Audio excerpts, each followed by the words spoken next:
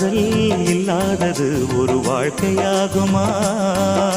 கண்கள் இல்லாமலே ஒரு காட்சி தோன்றுமா?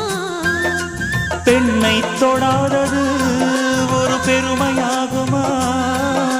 முத்தம் சிந்தாமலே அது முழுமையாகுமா? காதல் இல்லாதது ஒரு வாழ்க்கையாகுமா?